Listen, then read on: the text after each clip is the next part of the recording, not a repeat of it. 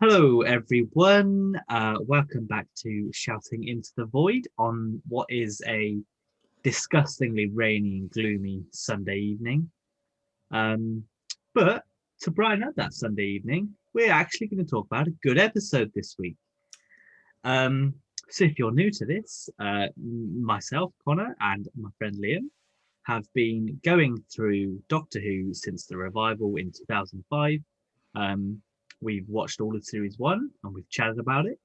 And now we've effectively watched all of series two. We're on the penultimate episode of Good God. series two. It's madness. I didn't think we'd get this far. I thought we'd stop after the first one, but here we go. We had to Um, kick Rose out the door somehow. We yeah, had to- that's it. We'll leave with Rose, all right? It stops here. Hopefully that won't be the case because there's plenty more Doctor Who to come. Although this does feel like the beginning of the end of an era, I guess, for the show. Mhm. This is episode 12, Army of Ghosts, in which the Doctor and Rose, our current TARDIS team, travel back to Earth, I guess, just to pop in and see what's up. I think there's no reason they'd come Mm. back otherwise. But they come home to Jackie, and she's like, "Hey, your dead granddad's back." What?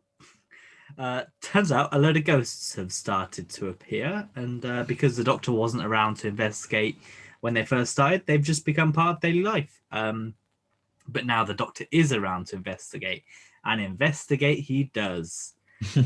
Um, so this is obviously part one of two, because it's the series finale, and they're always in at least two parts.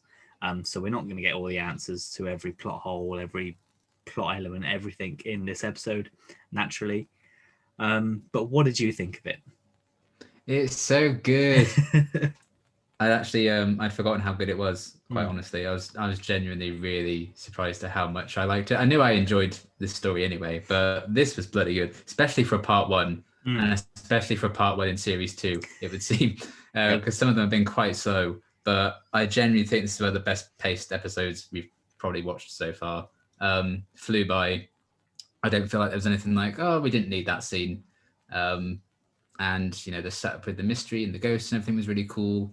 Um, I liked finally getting to look at Torchwood and all the things going on with that. It's all obviously framed around this is the story of how I die, which I'm not so big on, but that's more of a negative for next week than this one really. And yeah, some big returning baddies as well. One of my favorite Doctor Who cliffhangers of all time. It's a bloody good start to the end of a series. And I mean, it could have just been decent, and I think it would have looked like gold after the last two episodes. So that also Yep. helps. But Yep. genuinely, as an episode, it is really, really good. Yeah, I'm in the same boat. I was completely shocked by how much I sort of enjoyed the episode. I remember liking it, but it's never been sort of my favorite finale, I don't think, of New Who, or at least of the first four series. Mm-hmm. So I've always sort of been like, if I have to pick, I'm not going to pick that. But sort of rewatching it now, I was like, wow, this is much better than I remember it being. And I think that it kind of helps that there's this mystery sort of surrounding everything to start with, and then you'll get sidetracked into this weird pseudo military operation that's kind of like unit, I guess. And it all just blends together really well. And you're right, maybe the last 2 weeks have sort of put a shine on this a little bit, Yeah. because obviously the last 2 weeks were two of the worst episodes in the show. And Um, because I was away, we had to watch them quite close together as yeah, well. So we have had a yes. bit of a gap between when we needed to Mm. watch one. So that's probably also helped. Yeah, which I mean, is fair enough. Normally there's a week or so. We've had what, probably 10 days maybe between episodes this time rather than the normal seven. So maybe Yeah. we've been more excited for Doctor Who this time. So like, yeah, let's go. And then it that's what you want though. You want to be excited for the show, and then you want the episode to build on that excitement and then keep you going for the next week. And I will also say Cybermen. I'm always Yes. going to have that Yes. bias. Yeah, yeah. So I guess as this show normally works, we do three positives and three negatives. I did struggle for negatives this week, but I have a couple. Um, so we'll just crack on, I guess. I think we'll probably stick with the positives more we'll probably talk about them more than negatives for once this Hooray. week. So what is your first positive? The cliffhanger. Mhm. Oh, so good. One of my favorites. I get chills every time I watch it. Sometimes I will just rewatch the cliffhanger on YouTube. I'm like, that's so good. I like the setup and everything. I mean, you should know it's not going to be a Cyberman thing because all they do is talk about it's going to be a Cyberman thing. But still, it's just so good considering we haven't seen the Daleks yet this series. Considering they set up to be such a big deal in series 1. So when they show up, you're like, oh shit. And because Ten's never met the Daleks yet. So you're like, oh, they're going to have this interaction. It's so good that you have like the Cybermen for, and they make it well known that the Cybermen are what we're dealing with about 13 or 14 minutes into the episode.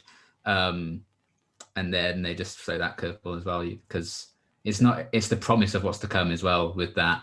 She's like, oh, why is one of them painted black? What's that all about? Yeah. Like, how are their Daleks still about? How's the Doctor going to respond when he finds out this is happening? And oh my god, there are Cybermen as well. Does that mean the Daleks and Cybermen are going to meet for the first time ever? And it's just like, oh my god, when's the next episode? Which is so good. It's a fantastic twist, and it's made all the better because unless you're paying a lot of attention to the next time trailers, it's a complete surprise. You'd have no idea that the Daleks were about to pop up. I was gobsmacked watching this at my friend's house when all the adults were like chatting because we went to a party and I was like, I'm watching Doctor Who. I don't give a crap what you say. And yeah, me and my friend just had our jaws on the floor when the Daleks popped out. And I could just enjoy watching my dad watch the episode that night when we went back home. And I'm like, yes, because he loves the Daleks. So yeah, for me, one of the best cliffhangers of all time. So good. Yeah, the cliffhanger it's not top of my list, but it is definitely on my list. No, just because literally everything you said, it's like I said, if you don't, we knew that there was some Daleks shooting some people in the next time trailer, but that's because we're fucking nerds. Yeah, and at the time I didn't spot that. No, because you wouldn't, because at this point, well, I know myself had only seen series 1. And at that point as well, the DVDs weren't regularly available as they, they were expensive. You wouldn't get them. Your parents wouldn't buy them. We were 10 or whatever, so we couldn't afford to buy our own series box sets. I'd be watching them on Watch or whatever channel was there in the reshowings. Yeah. So you couldn't look this in depth. You couldn't do a trailer breakdown like you get on YouTube. So everything that you see is a surprise, unless it's literally you see it in a trailer on BBC One after the episode. That's literally it.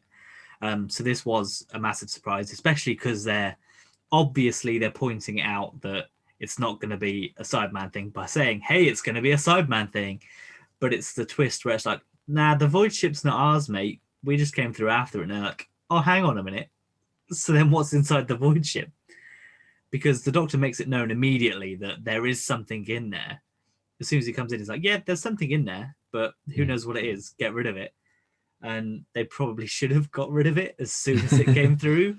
We'll obviously explore more of that next week. I'd love to see what it looks like inside. Like, what do they do in all this chilling? I know. That'd be great. Is it just like computer panels? Do they just go to sleep? And then, there must be some kind of tech in there. Yeah, like, did they know it was opening, or did they force that? Did it just happen because things are going crazy? And like, oh shit, it's our grand entrance time, boys. Well, that's it, because it's very coincidental that as soon as all the Cybermen come through, the void ship opens. But it's the big climax of the episode. It's the cliffhanger. I'll allow that. Maybe they got a reading that said, hey, massive surge of energy, something's happening, time to get out. Maybe that's what happened. We exist now.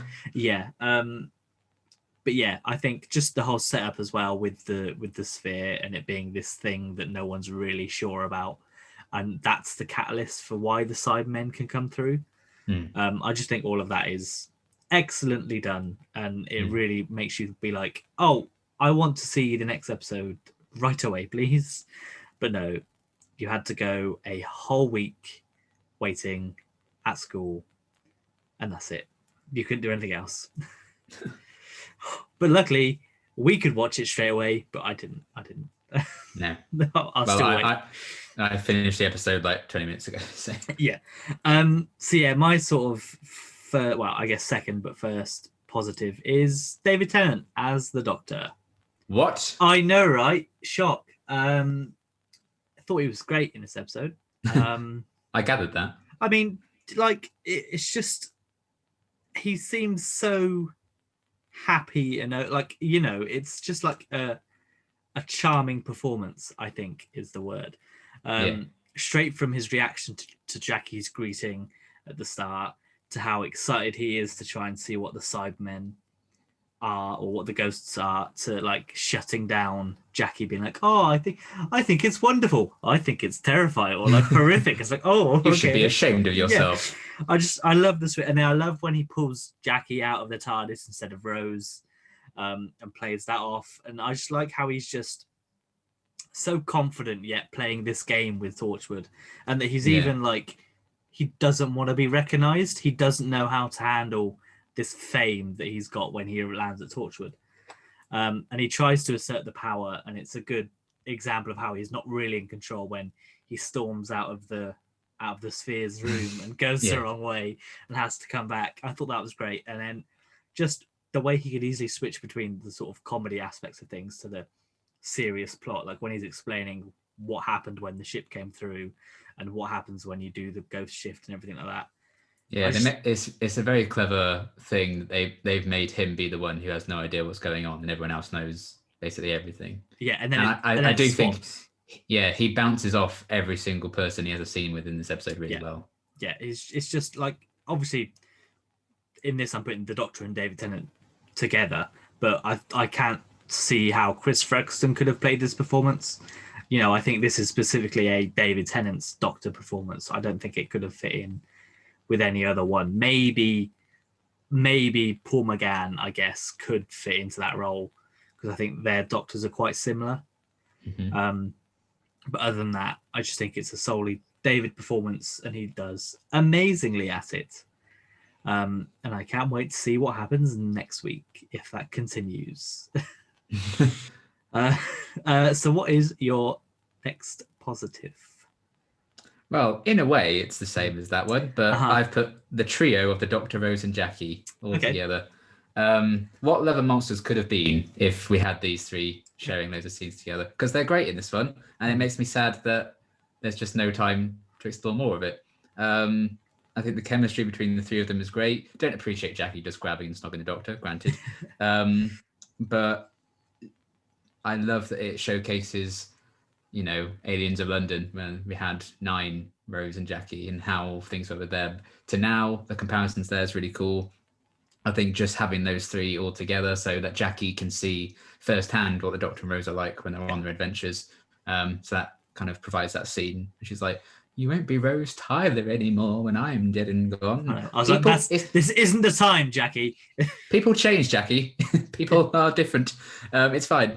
But yeah, that makes some interesting explorations, I suppose. And again, we maybe don't have the time to explore that properly because Rose leaves in the next one. But I like what they're kind of doing with that. And even individually, I think they all have great moments. You've already talked about, how great the Doctor is in this one. And I think Rose is also pretty capable going off on her own.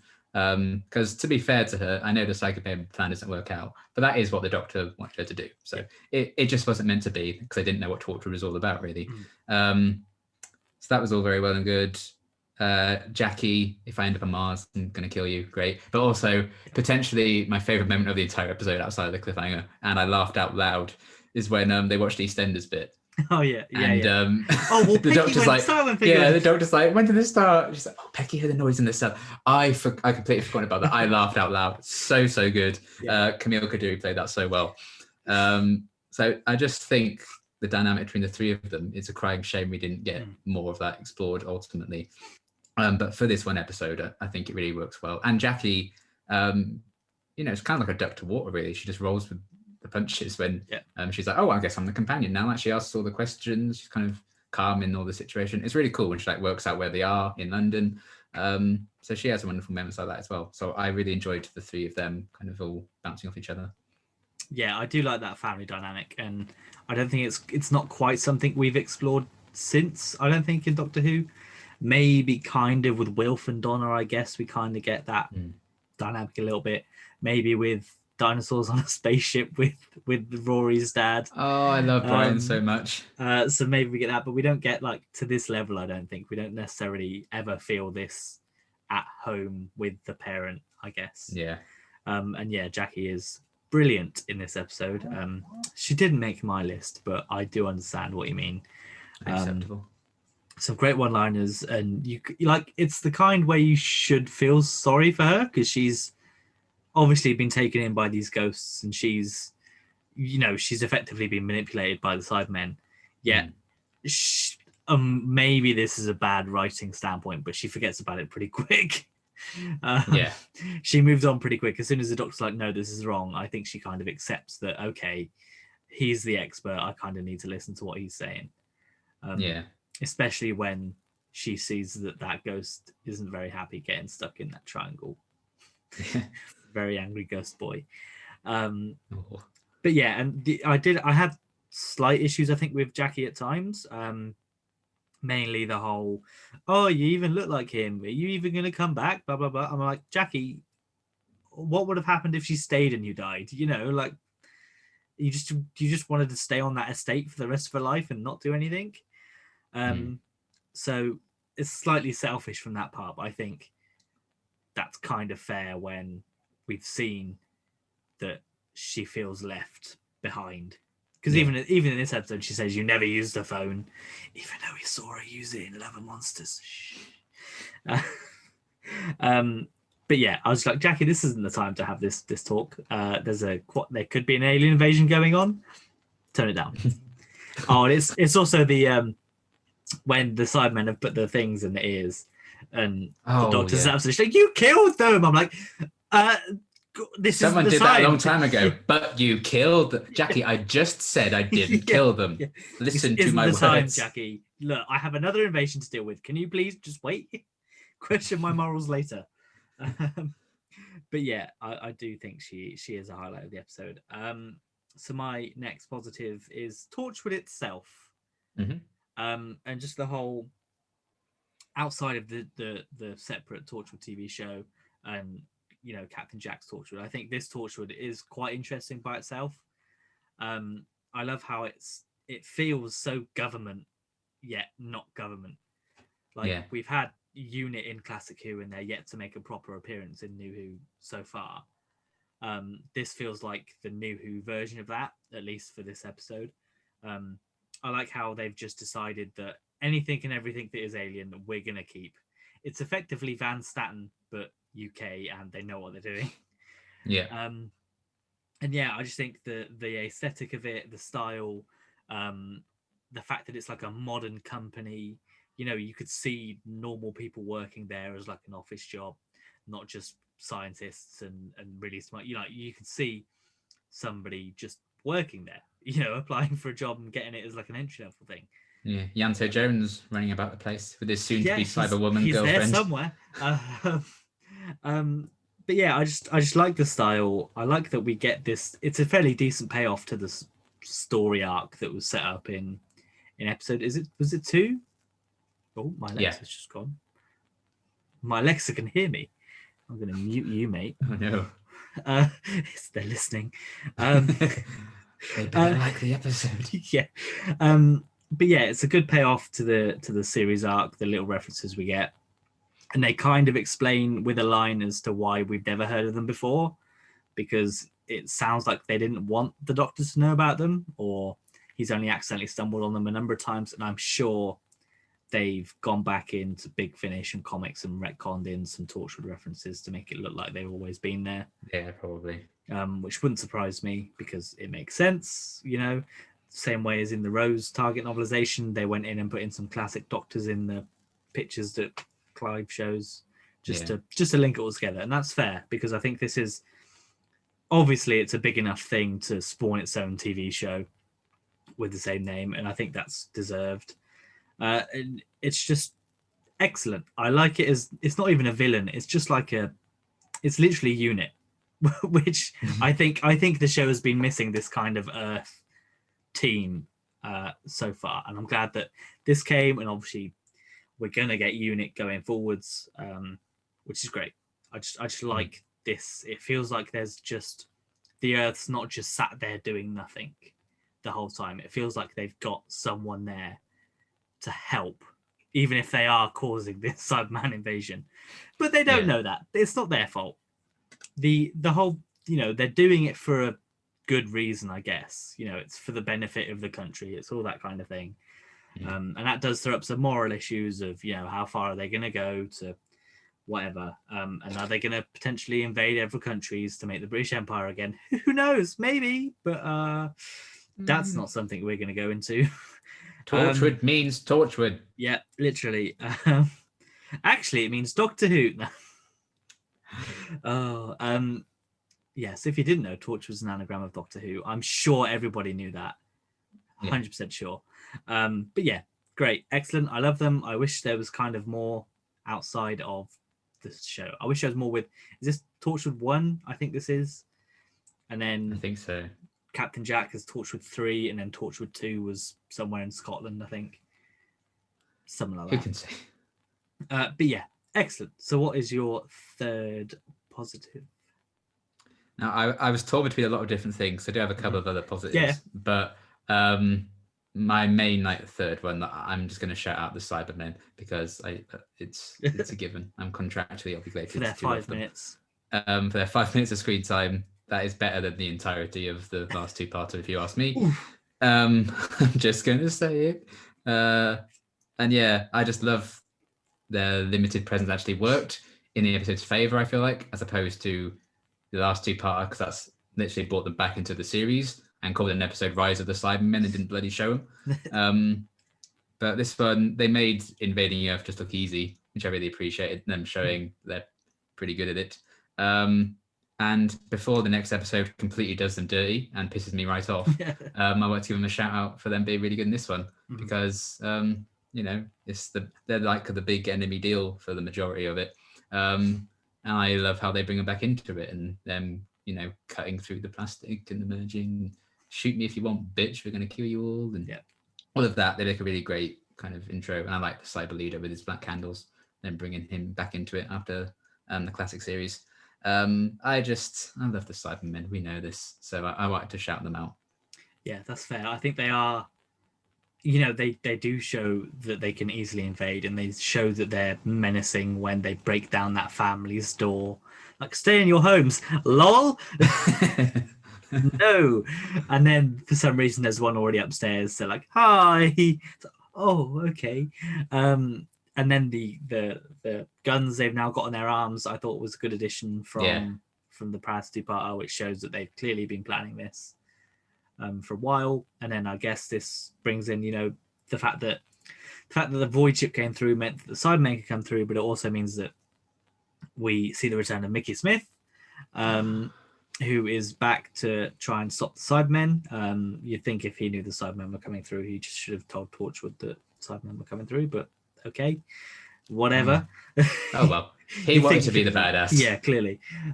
Which to some extent he is. He waited until literally the last second when everything was going wrong to say, "Oh, I can do something about this." Hang on. Yeah. Oh, I've got a gun. Hang on a sec. I did put in my notes. Oh, hey, it's Mickey, and he's a badass. you know, he's a cool guy when he's like, shh, and he takes his coat off. It's like, ooh. He's badass because that's the outfit they gave his action figure. That's when he's peaked. Yeah. I think the Cybermen, I have an issue, I think, with the Cybermen, not the Cybermen themselves, but how they're sort of used, I think, in this episode. Only a slight one, because like I said, I had to nitpick a fair bit for this episode. But yeah, I agree that they seem menacing. And they always seem to easily invade, but then they can never hold on to the planet. Because it's a similar thing in because plot needs to happen.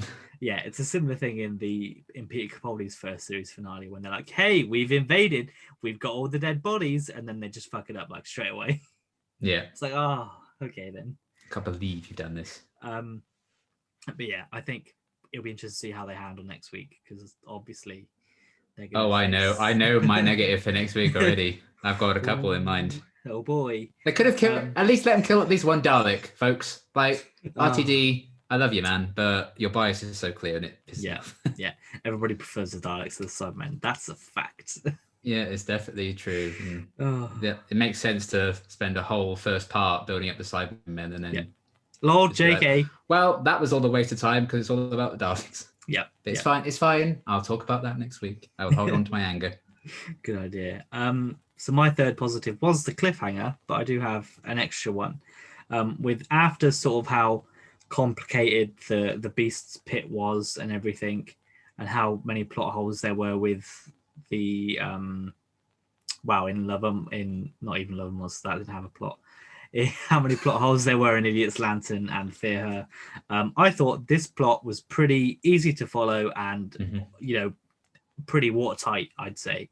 Yeah. You knew what was happening. The Doctor easily explained how it had got to this point and what was going to happen if things kept going. You knew what the threat was. You knew who everybody was. You knew what Torchwood's motives were.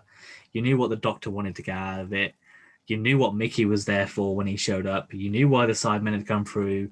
The only thing that is left sort of unknown is why the Daleks are there, and that obviously gets explored next week. But Yeah. it was just, there was no point where I was like, well, hang on a minute. So how did that happen? How did you get to this? How did this do that? Which is good. I don't want to be at the end of an episode going, hang on a minute. It doesn't make sense that the Wire needed Mr. whatever his name is to climb up. So that, that wasn't necessary. What was the point? So I just liked that this was easy. Which we haven't had a lot of in the past couple of weeks. But yeah, I mean, it's not saying that an easy plot makes the episode great, because sometimes if a plot's too easy, it's going to be too easy, and it's going to be too simple, and people will criticize it for that. But I thought this was just smart enough to explain everything and keep the audience on board. Yeah. Especially for for part one, and to keep them for part two. Yeah. So what were your additional positives? I already mentioned the pacing, so I just want to shout that out because I thought that was so well done. Things actually happened in part one. Yeah. We got answers about long running things like Torch and stuff, and there's also more questions and like what's going to happen, and the whole Rose deal with her start speech, and the Daleks showing up, all of that. So I thought it was such a well paced episode. And my other one was Yvonne, who I very much enjoyed, and I was surprised at how much I enjoyed. Tracy Ann Oberlin, even so good. And I just love like even the little character choices, like if looks could kill, when the Doctor puts his feet on her desk and she's like, "You fucking prick." Yeah, I love that bit. So just like you can tell she's really thought about some little things to do as well, and she's strangely likable, even though. She voted Brexit if she had lived. She's definitely a conservative voter. Yeah, it's a really interesting performance. I think that she is very grounded and likable, but also you may not really agree with a lot of what she's doing and stuff. But I think she's also very well written in that regard, because she does ultimately end up listening to the Doctor and be like, okay, let's tone down the ghost shift, and she goes along with him ultimately, even if he's supposed to be like the enemy and a prisoner and everything. So I like how funnily enough, ironically enough, she's got a good brain in her head. So that makes next week a lot of fun. Well, I've just remembered where her arc goes, and that's kind of strange. But I really enjoyed her in this one as well. Yeah, that's fair. And if you want more of her, she's also in some Big Finish. She is. They did a load of stories around her character, and Torchwood one with Ianto, I think, is in that. So if you want more, it's all there. Big Finish has something for everyone. So that's sort of it on the positives then. We'll slip on into the negatives. As I said, I think I have one that I thought of straight away, and the other two which took some time and were a bit nitpicky. I was exactly the same, yeah. Although I think my solid one will probably be different to yours based on what the solid one is. Right. But my first one and the solid one is, I think the Cybermen were revealed a bit too early. Now, this is interesting because I think I said last week that I had that issue as well. It didn't bother me actually watching it here, only because I think they could have held off. Yeah. And I think if the Daleks weren't also involved at the end, it would have been too early to reveal them. But I think the fact there is another villain thrown into the mix, it kind of works. But I do think it could have also been really cool to have the Cybermen and the Daleks be big reveals. I think that's fair. Because I was thinking, you need to show that not Martha, whatever her name is supposed to be. Adiola. That's it. You can show that they're obviously, because they don't even get properly converted. They just get the things put in there, unless terrifyingly they take the brains out and just send this weird controlled body back out, which could be why there's more Sidemen maybe. Yeah. But you don't. In theory, you're not supposed to know the Sidemen are there yet, and I just think that it wasn't necessary for like the whole scene. You could have had it just be as creepy with, "Hey, where have you gone?" and then Adiola walk in, and then the same thing happened to her, and then the same thing happened, because that's literally what they do with the third person. You don't see the Sidemen at all in that. Yeah, I think it because I know obviously they end up getting an extra ear pod in the other ear. I think they could have still done that and just not drawn attention to it. I genuinely think I wouldn't have noticed until the doctor's like, oh, they've got 2 ear pods. You only have 1. Oh shit, I know what's going on here. Yeah, that could have been like, oh no. Yeah, especially because the Sideman reveal in this is just for the audience. Yeah. And I guess there's an element of, oh, we know what's going to be, but then the rest of the episode plays off the whole, who are the ghosts type thing. So it needed to pick a lane, I guess. Yeah, it feels like they wanted a Cyberman shot for the next time trailer that's not too spoilery from right at the end. Yeah. So they could be like, oh, you need to watch next week because the Cybermen are in it. Yeah. But it is what it is. It's like I said, it's a solid one for me, but it's still a nitpick. It's not something that's ruined the episode for me. I just think it's a stylistic choice that they could have changed. Yeah, I do agree partly, I think. Yeah, because going into it was one of the negatives I had in my head. I think it's too early, but actually watching it, I didn't mind. And again, that could, if I rewatch it again, I could change my mind. But I think that's fair. Yeah, and I mean, I'm pretty sure they spoiled that the Cybermen are in it in the next time trailer anyway. So really, we already know that they're going to be showing up. So there's no real reason to keep them hidden. But they could have done some cool, like, mysterious, why have these workers gone missing? What's happened to them type thing. And then the other thing alongside that is when they're, in theory, putting the second earpod into the third guy and sparks are flying off of him. Yeah.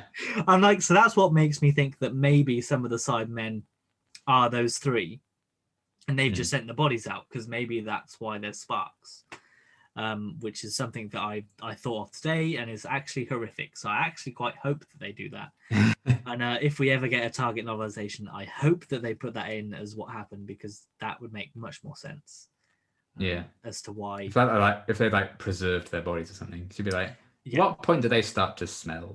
Yeah, exactly. If they're dead. But yeah, so what's your first negative then? Again, it's kind of a thing I can get over. All of these really are. But it's just something that I think, because it's the finale and stuff, I think it kind of lacks a bit of originality for me when they've recycled the plot point of, oh, we have this plot thing. Oh, what's this whole deal? Oh, here's the main villain. Oh, how are you involved in this thing? Like, no, that's not ours. It's exactly the same as the Dalek Emperor and Bad Wolf last series. That's every episode of Doctor Who.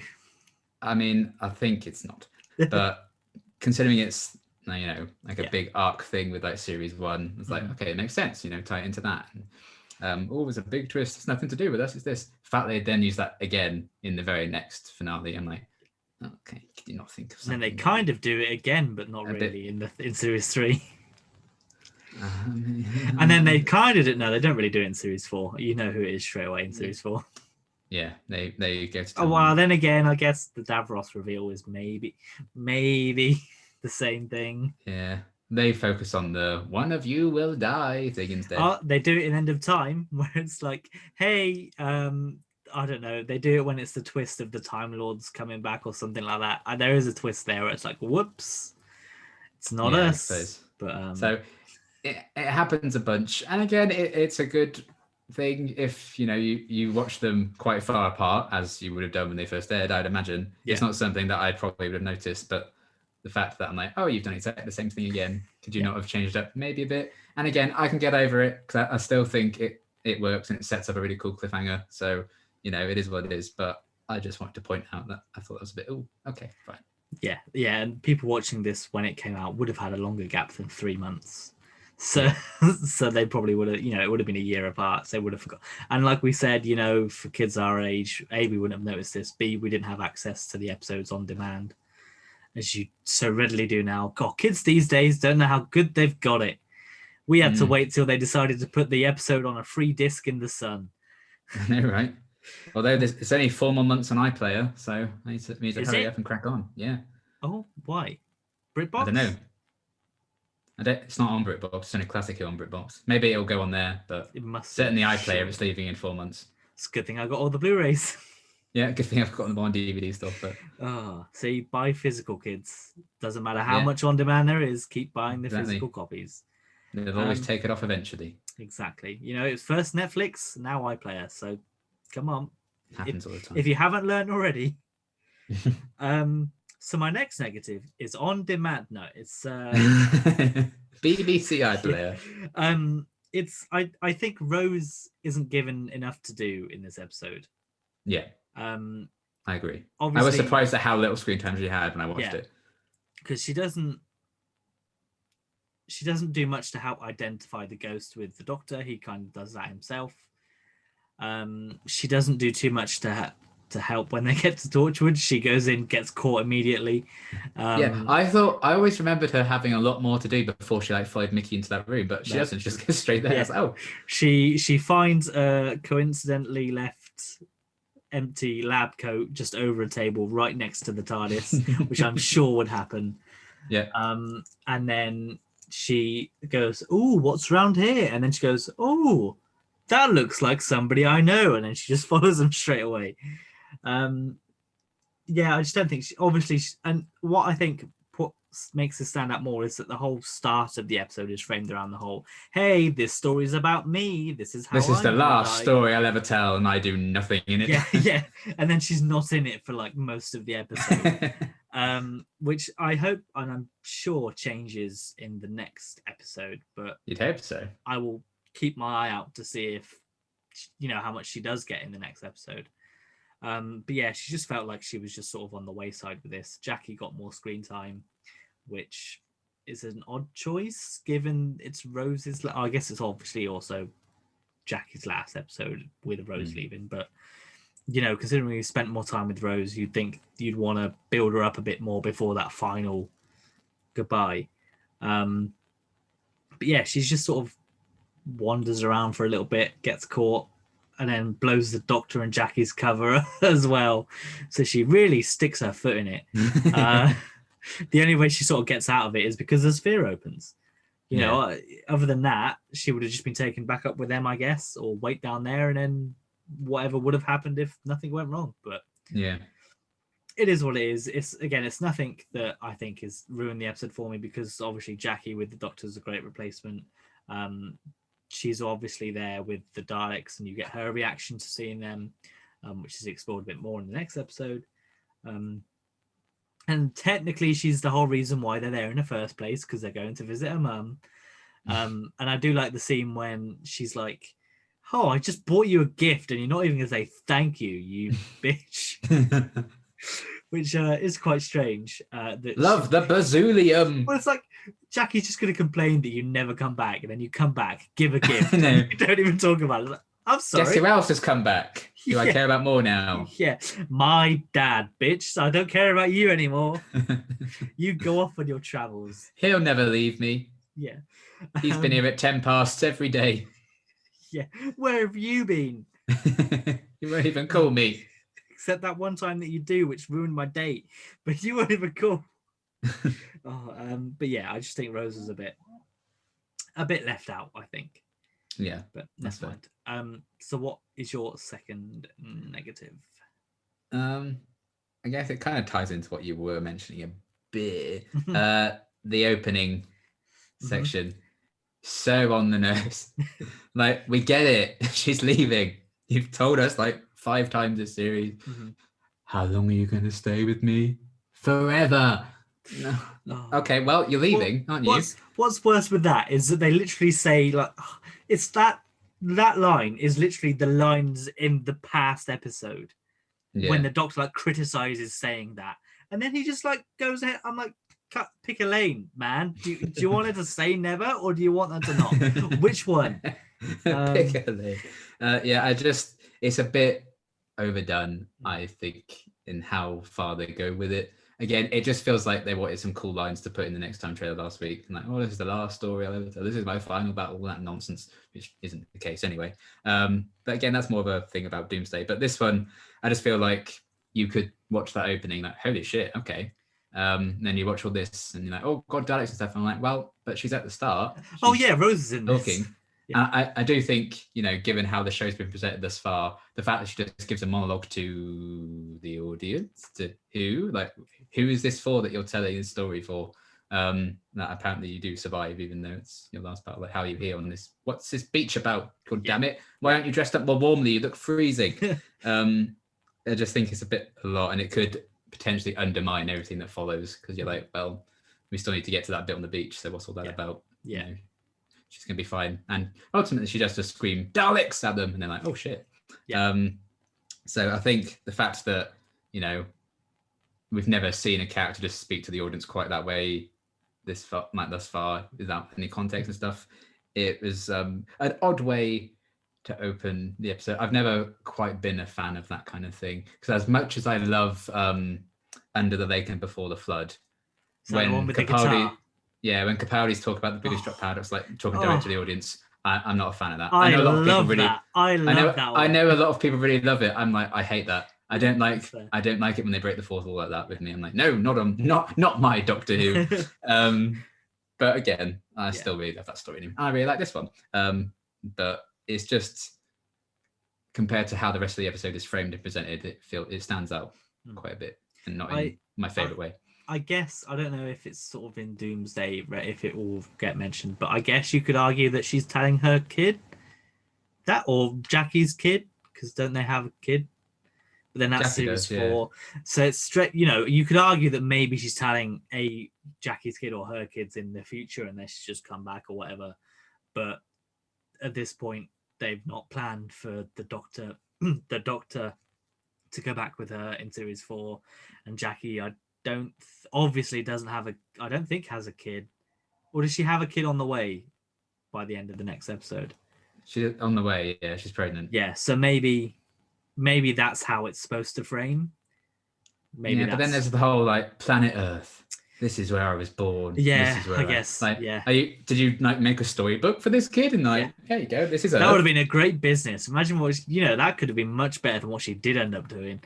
God. Oh. But yeah, I do get what you mean. It is a strange framing device, and it does feel like they... Yeah, and again, I was pushing myself to get some negatives, really. So I do mind it, but I don't mind it about this episode, because it's how they wrap all that up in Doomsday that I'm not as big on. Yeah, that's fair. My sort of final negative, and this is a real nitpick, the Jathar Sunglider CGI is really bad. I didn't think the sphere looked that great either in some of the shots. I guess with the sphere, you can kind of... When it opens and stuff, I think it looks good. But you can kind of... The scene where he's trying to touch it. Yeah. But that works kind of, because it's supposed to have this off-putting feel. It's supposed to not register very well. Yeah. And that kind of thing. So that kind of plays it. But when it's supposed to be this nice big spaceship that they shot down, it's just like some weird... blurry grey mass on the screen. It's like, I'd rather have the big black circle, please. I don't really want this. It makes you glad they cut the Jathar Sunglider bit out of the next one. Yes, to save money. Could you imagine that might have looked quite bad. Yeah, maybe they would have put more money into it if they needed to use it as a plot device in the episode. But then we would have got a child instead of the beast in the same bit, which probably wouldn't have been as good. Yeah, so swings and roundabouts. Jinx. God's sake. Thanks for watching. This is my show now. Terrible. So what other negatives have you got? My only last real one, and again, it's hugely nitpicky. I kind of had similar problems with Bad Wolf, I think. Some of the real world tie-ins, I think, are a bit dated, like Trisha and all of that. I have a soft spot for the EastEnders one, just because it leads to that really funny Jackie moment. But everything else, I'm kind of like, well, you just showed BBC News, and then you flip the channel again, and suddenly EastEnders is in the middle of an episode. And I'm like, and now suddenly you're on Japanese the same channel, news? and you just press one button, and you're on there, and I don't Like, why are you buying like products to make the ghosts shiny? What kind of TV channels does Jackie get? She goes from EastEnders to the news to ghost weather to ghost commercial to Japanese news. I'm like, come on, what is Stuff this? like that. I mean, like ghost watching everything, I kind of get, and I think by this point, if everyone's comfortable with it after like 2 or 3 months, however they said, I don't know if they still have like the police being like, oh, it's the ghost. That's the other thing is that's what I was like. Did they hastily arrange this press conference in like 1 minute to talk about the extra ghosts? Because this wasn't going on for very long. Or were they in the middle of another press conference? I imagine like they're in the middle of a press conference about like somebody getting murdered. They're like, oh, what about the ghosts? And they're like, oh, because then like that's not how press conferences work. The ghost weather report and stuff, and like apparently it's been like the same. Yeah, it's a set time. It's been the same until like the last 5 minutes. Why do you need to report? Yeah, I know. Some of it I think works, and I mean the EastEnders thing is ridiculous, but I do quite like it. At least that works better than some of the news reports on speculation, I think. My favorite thing is watching international people react to it and being like, who the fuck is that? Yeah. Like, are we supposed to know who this woman is? That makes me laugh. But again, for us, it does work quite well. But some of the other things, like Trisha, which obviously is no longer a thing, the woman is, the show's not. I'm sure she's fine. She's thriving, I'm sure. But I love him. He's my ghost, and I love him. But yeah, some of that I think dates the episode a bit, takes me a bit out of it. I'm like, oh wow, that's a lot. And just like when Jackie's talking about like her memories of her dad and the smell and stuff, I think that would be a much more interesting example to like explore with like lots of different people than Peggy Mitchell shouting at a ghost. Yeah. Even if we do get the iconic line, like, the only spirits we serve are gin, whiskey, and vodka, which is excellent. But hey, we've seen this week that dead shows can come back. You know, Bad Wolf is no longer irrelevant because The Weakest Link is coming back. So with a different host. You never know. Yeah, but still, you know. We just need What Not to Wear and Big Brother to have that big resurgence, and then we're golden. Yep. You never know. It could happen any day now. I'm sure that will happen. Yeah. Yeah, I mean, fair enough. There are some dated aspects in that. But I do like that it shows again the impact on the real world that this has had, which I just love that anytime there's an alien invasion of Earth, I just love seeing the human impact and what's happening in a home. And we do get that with this one, with the ghosts and with When the Cybermen Arrive, which I love, which, as I've mentioned before, I think that was what was missing from some of the episodes for Moffat. I think we've been seeing a decent amount of impact, I think, for Chris Chibnall so far, especially in the latest one, Revolution of the Daleks, or Revolution, whatever it was. Yeah. That one showed some good human impact, which is what I want. I just want to see if the aliens are supposed to be invading Earth, show me Earth being invaded. You know, show me people being impacted by this. Because if you don't show me that, it then just makes me think, oh, it's just happening in this one building. Yeah, I don't mind it when they do that, but they don't need to use actual TV shows to do it. And that's just a personal taste. And again, it's like a 30-second scene. I can get over it, but I needed some negatives. So. No, that's fine. I think that's it then, really. Were there any other points, positive, negative, that you wanted to add on? I think that's all it for the points, yes. Yeah, I think, I do think that's it, to be fair. Holy moly. I know, right? Right. When the scientist guy in the sphere is like, I'm on Sudoku book number 509. I'm like, so has this man just been paid to sit there and complete Sudoku books? And then they're going to send him like a care package or something. I'm like, he's supposed to be working. Surely he has other projects he can do. He's certainly not there. Never mind. Oh. No, he's all right in this one. It's his death scene. It's not as great. Yeah. I put keep it in your pants, Gareth, because he's that's why he dies. Yeah. Get some.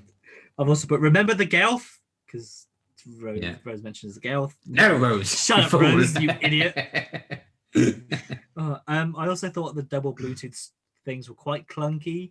They do look quite big. They're just too big, I think, compared to the tiny AirPods. They're just too big to be like I think it's just because they needed her to rip one out. Yeah, which was instead gross, of like get right into her ear and like get the little thing out. Just the whole.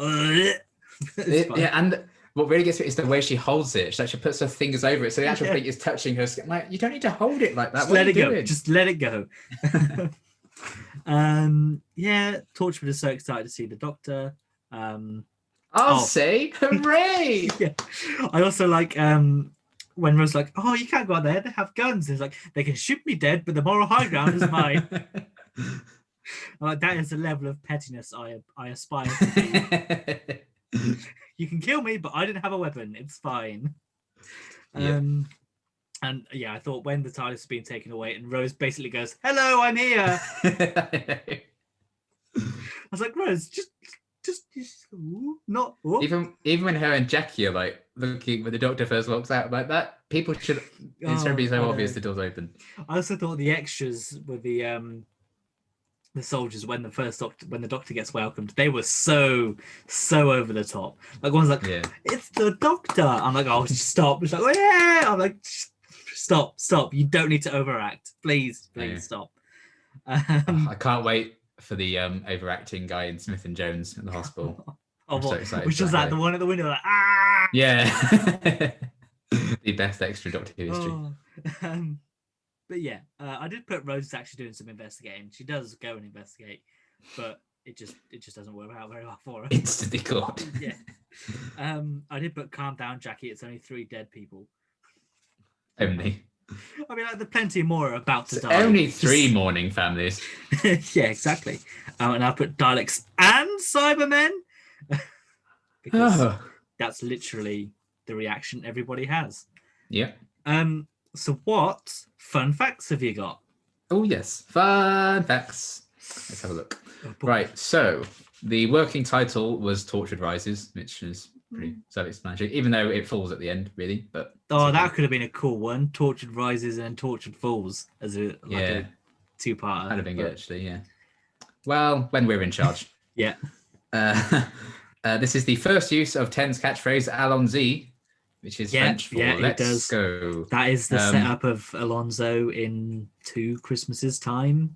Yeah. Although, if you don't speak French, you wouldn't have found out what it meant until midnight 2 years later, because that's when they actually tell you what it means in English on the show. Amazing. It's quite funny. But yeah, that's fun. That's his first appearance there. And speaking of first appearances, this is Freeman Agyeman's first appearance on Doctor Who. Yay! Obviously playing Adiola. And Russell Davies said that if he'd known at the time how good she was and seen her performance when they were filming, he'd have rewritten the script so Adiola survived and she would have just been the companion then. But by the time he actually did go on set and see how great she was, they'd already filmed a death scene, so they had to just create Martha instead. But we nearly did have Adiola if schedule had been different. But instead, if Russell wasn't too busy writing probably an episode that he needed to turn in the next day. Yeah. So yeah, I guess that's fine. And we got Martha instead, which is great. Cybermen cutting through the plastic, and at the end of the episode was a reference to their iconic entrance even in the second Doctor story, The Tomb of the Cybermen, which I really like because they cut through plastic in there. To keep the Daleks' appearance a secret, the final scene was removed from advanced previews, which is how you should bloody do it. Yeah. Not say, here's a 10-second countdown, turn away if you don't want to be spoiled, and then show John Sim, be like, well, no one's going to leak that, idiots. That's how you do it. Just take it bloody out. Just don't spoil it, you idiots, BBC. Just don't put it in the trailer. You'd have gotten away with it too. If it weren't for you. Literally. BBC, shoot yourself in the foot. Oh, God. And Yvonne Hartman was originally written to be much, much older. But when no actresses of the age were found in time, they decided to just go a bit younger and cast Tracy Ann Oberman, which I think worked out. And then finally, the EastEnders clip where Peggy Mitchell berates the ghost of Dirty Den is actually quite ironic because in the show, Den was murdered by his wife Chrissy, who was played by Tracy Ann Oberman. Which I think is quite funny. It's a bit strange, isn't it? Like that that's quite the meta. Yeah. That throws up the questions of, hang on a minute, my boss was just in EastEnders. Yeah. So I think that's quite funny how that all ended up going, especially because they didn't mean for Yvonne Hartman to be that age. So I don't think they were looking to cast Tracy Ann Oberman or anything. So that worked out in quite a funny way. Oh, lovely.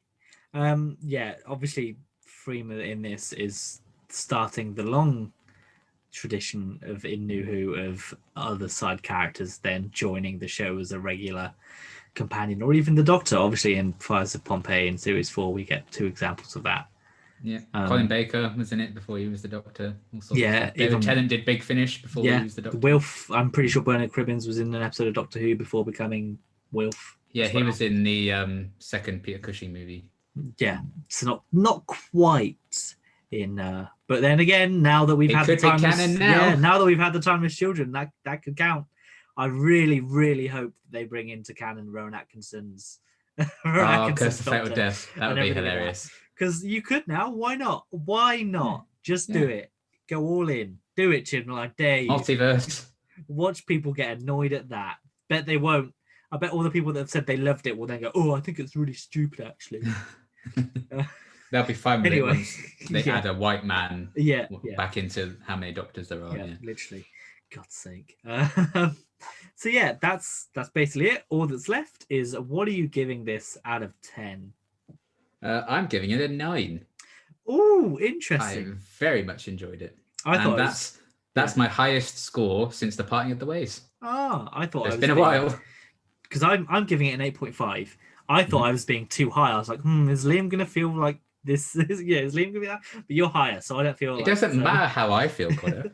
I know, your heart. But like, if you were gonna be like, it's 7, I'd be like, oh shit, I'm giving it an 8.5. Yeah. I really, really loved it. It's the best episode in ages. 6.5. Yeah, exactly. Yeah, but like we said at the start, I think it took us both by surprise with how good it actually was. Again, I think the 2 episodes before this helped with that.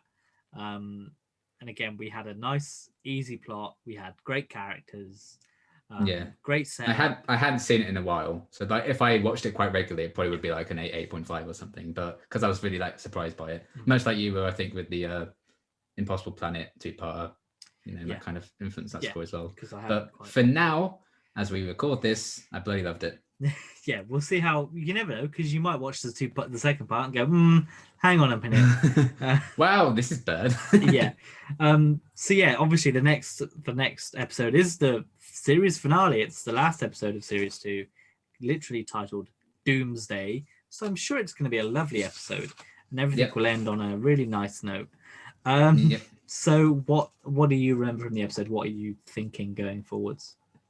I'm looking forward to seeing how I feel about Rose's farewell for 15 episodes, and how emotionally impactful that is. I know the performances are bloody good. I know 9-year-old or 10-year-old Liam was bloody heartbroken when he first watched it, crying into his mum's ironing board. Well, I wasn't crying then, because I hadn't seen Marley and Me yet, but it was sad, and I'm salty about the Cybermen. I expect that full well. Looking forward to the return of old Pete and Jake and that lot. Seeing Jake. How much impact they have. He was in the Next Time trade after the credits. I was like, you're back, aren't you? And the Jackie and Pete reunion, I've always thought that was quite a nice conclusion to that arc, so I'm sure that'll be fun. But yeah, I think even if it may not be as good as this episode, I think it's still going to be pretty damn solid. And we get Catherine Tate at the end, which is always fun to completely destroy the tone. Yeah, literally. Oh, I'm so sad. Hang on a minute. Why is the head of this place? Why is iconic British comedian Catherine Tate stood in the wedding dress? Am I bothered?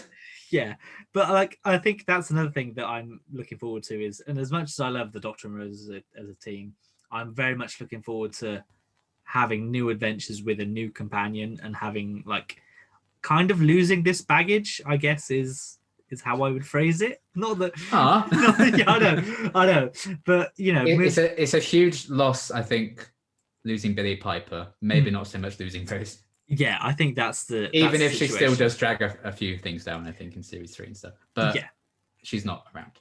Yeah, and I think that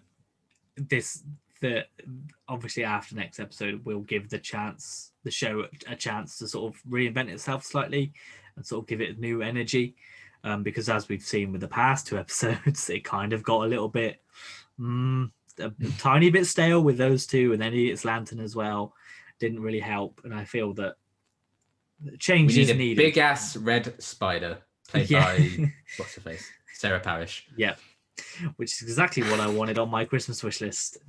Yeah. But yeah, that is a couple of weeks away. Yeah, Doomsday is next. I'm excited to see how it all fits in, how sad I actually am when Rose leaves, because I do remember being quite sad at the time. Yeah. Because it is a heartbreaking farewell, no matter what you think of her character. Yeah. More so, I think, because of David's reaction and things like that. It really adds. You see that it's not just a one-way relationship. Yeah. But in more terms of on this, yeah, it would only be 3 months till we talk about her again anyway. So. Well, that's it. That's it. And obviously, at the time, if you think, "Oh, Rose is gone," it would be another 2 and a bit years probably. Yeah. Until People who she binge actually watched returned. this, she was back in the blink of an eye. So yeah, exactly. Literally, it's not even. it's 15 episodes. Yeah, it's Like, literally when series she showed 3. up in Partners in Crime. Yeah, series 3. She's not she's referenced, but you don't see her. And then Yeah. all of a sudden, it's here we go. She's actually back now. But never mind. We'll But cross after those that, bridges. it's just the end of time. And then after that, it's just Day of the Doctor. And then she's gone.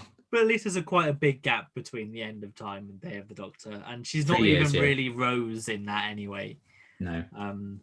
But she might come back yet. There's always those rumors of her coming back. Every bloody year, she's either the new Doctor or Rose is coming back. Yeah, it'll either be. I reckon that'll be the twist this series. It'll either be Rose or it'll be River for the new series Doctor Who. But we'll see. That's probably only a couple of months away. We're looking at it. We're recording this start of July. Let's say I'm expecting new series of Who out October, November. So yeah, it's supposed to be around then, wasn't it? They said, pretty soon, as long as COVID didn't ruin it. But guess we'll find out. You shall. But that's a long way off for now. Sadly, we'll probably be on series 4 by now. Yeah, probably. We'll be talking about Rose again by the time the new series by the starts. time she comes back to the dinner. Just in time for her to come back. What a twist. To replace Yaz in episode 1 of series 13. Could you imagine? Just straight away, they're like, "Sorry, we don't need you. We want another white woman. Bring her in." Oh God, can you imagine the Tasman shippers? 2 white women and a white man. That's exactly what the TARDIS wants. Oh heck. But anyway, enough speculation. Enough baseless speculation. Why we're talking about series 13 after Army of Ghosts, I don't know, but that's how it all links. How it goes. It all links. All Doctor Who links together. No matter what you say, you cannot think one series, one Doctor doesn't link with the rest. They all do. No matter how hard you yell on the internet, you can't ignore it. But yeah, that is it from us this week, and we will be back next week with the finale. Bye. Bye.